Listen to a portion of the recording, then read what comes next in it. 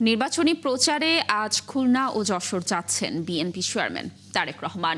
দীর্ঘ ২২ বছর পর খুলনা যাচ্ছেন তিনি। সেখানে প্রভাতী স্কুল মাঠের জনসভায় বক্তব্য রাখবেন তিনি। সকাল থেকেই মিছিল নিয়ে প্রভাতী স্কুলের মাঠের জনসভায় হাজির হচ্ছেন নেতাকর্মীরা। দীর্ঘদিন পর নেতার আগমনে খুশি কর্মী সমর্থকরা। তারেক রহমানকে বরণ করতে সব ধরনের প্রস্তুতি নিয়েছেন তারা। নেওয়া হয়েছে বাড়তি নিরাপত্তা। এরপর খুলনায় বিরামপুর আদর্শ সরকারি প্রাথমিক বিদ্যালয় মাঠে নির্বাচনী সমাবেশে যোগ দেবেন তারেক রহমান।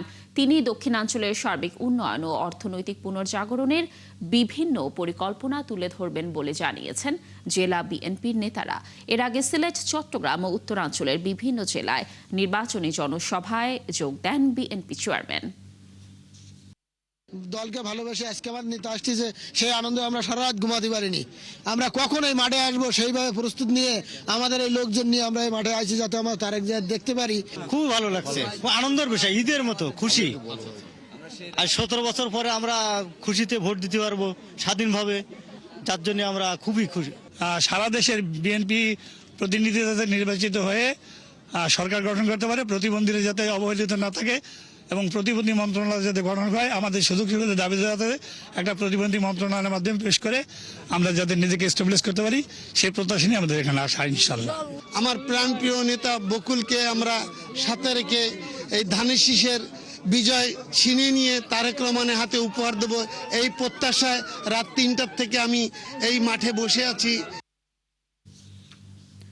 দর্শক, নির্বাচনী প্রচারে আজ খুলনা যাচ্ছেন বিএনপি চেয়ারম্যান তারেক রহমান। এ নিয়ে বিস্তারিত তথ্য জানাতে সরাসরি যুক্ত হচ্ছেন আমাদের সহকর্মী আশিক মাহমুদ। আশিকা, দীর্ঘ ২২ বছর পর তারেক রহমান খুলনা যাচ্ছেন, সেখানকার নেতা কর্মীরা কি বলছেন আর এলাকাবাসীর আসলে প্রত্যাশার জায়গা কি বিএনপি চেয়ারম্যানের কাছ থেকে জানাবেন?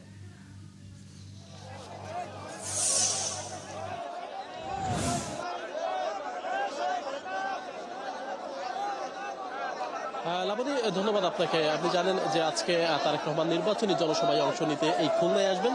খুলনার এই জনসভার মাঠ কিন্তু কানায় কানায় পূর্ণ হয়ে গেছে। যদিও এই জনসভা শুরু হতে দুপুর গড়িয়ে যাবে, অর্থাৎ আরও 2 থেকে 3 ঘন্টা সময় লাগবে।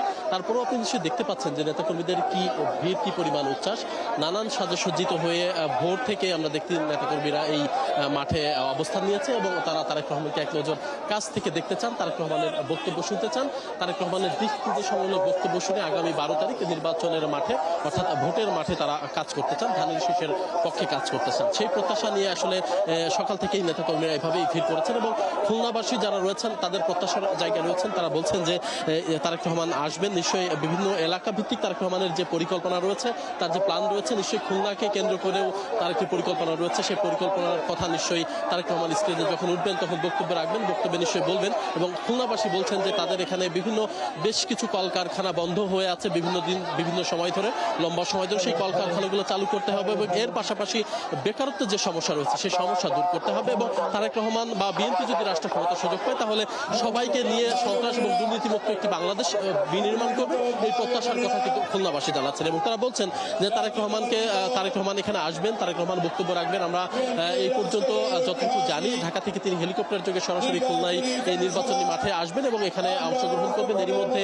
সব ধরনের প্রস্তুতি আসলে সম্পন্ন হয়ে গেছে। নেতাকর্মীরা দলে দলে মিছিল, স্লোগান নিয়ে তারা এই সমাবেশের মাঠে তারা অবস্থান নিয়েছে এবং খুলনা বিভাগের যে সকল নির্বাচনের যে সকল প্রার্থীরা রয়েছে ধানের শীষে, সেই প্রার্থীরাও ইতিমধ্যে আসতে শুরু করেছেন। আমরা জানি যে প্রতিটি জনসভার মাঠ মঞ্চেই তিনি ধানের শীষের যারা পক্ষের যে সকল প্রার্থী রয়েছে তাদেরকে তিনি পরিচয় করিয়ে দেন এবং ধানের শীষের প্রার্থীদের হাতে ধানের শীষ তুলে দেন এবং মানুষের কাছে তিনি ভোট চাচ্ছেন যে ধানের শীষের পক্ষে যেন ভোট দিয়ে এই যারা যে সকল এমপি রয়েছেন তাদেরকে যেন সংসদে প্রতিনিধিত্ব করতে পাঠানো হয় এবং তারেক রহমানের হাতকে শক্তিশালী করতে খুলনাবাসীর পক্ষ থেকে এবং খুলনা বিএনপির পক্ষ থেকে বিশেষ করে তারা বলছেন যে এই যে খুলনার যে সকল নির্বাচনী আসন রয়েছে সবগুলো নির্বাচনী আসনে ধানের শীষকে তারা জয়যুক্ত করতে মাঠে কাজ করবে এবং তারেক রহমানের হাতকে শক্তিশালী করতে তারা তারেক রহমানকে এই সকল আসন থেকে ধানের শীষের এই যে জোয়ার তৈরি হয়েছে সেই জোয়ার অনুযায়ী তারা ধানের শীষকে আসলে ক্ষমতায় পাঠাতে চায় এবং এই সকল যে আসনগুলো রয়েছে সেই আসনগুলো তারা তারেক রহমানকে উপহার দিতে চায়। তো আসলে আমরা ধারণা করছি যে দুপুর নাগাদ হয়তো এটি আনুষ্ঠানিকভাবে শুরু হতে পারে তখন হয়তো আমরা আরো বিস্তারিত জানাতে পারবো আপনাদের। লাবণী, আশিক ধন্যবাদ আমাদের সাথে যুক্ত থাকার জন্য। আপনি থাকুন সেখানে, নিশ্চয়ই তারেক রহমান পৌঁছানোর পর জনসমাবেশের আরো তথ্য আমরা আপনার মাধ্যমে দর্শকদেরকে জানানোর চেষ্টা করব। দর্শক যুক্ত ছিলেন আমাদের সহকর্মী আশিক মাহমুদ।